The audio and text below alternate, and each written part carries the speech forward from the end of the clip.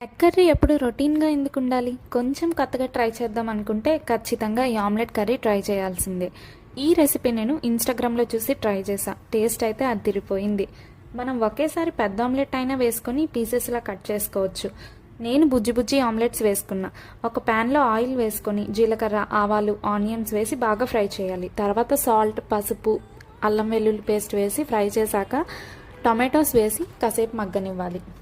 తరువాత అందులో జీలకర్ర పొడి, ధనియాల పొడి, గరం మసాలా, కారం మన టేస్ట్కి తగినట్టుగా యాడ్ చేసి గ్రేవీకి సరిపోయేలా వాటర్ యాడ్ చేసి ఒక 2 మినిట్స్ మూత పెట్టేసి ఉడికించాలి. 2 మినిట్స్ అయ్యాక మూత తీసి ఎగ్ మసాలా యాడ్ చేసి కలపాలి. నెక్స్ట్ మనం చేసుకున్న బుజ్జి బుజ్జి ఆమ్లెట్ పీసెస్ ఏవైతే ఉన్నాయో వాటిని కూడా యాడ్ చేసి ఒకసారి కలుపుకోవాలి. మూత పెట్టి 3 మినిట్స్ తర్వాత స్టవ్ ఆఫ్ చేస్తే tasty tasty omelette curry ready.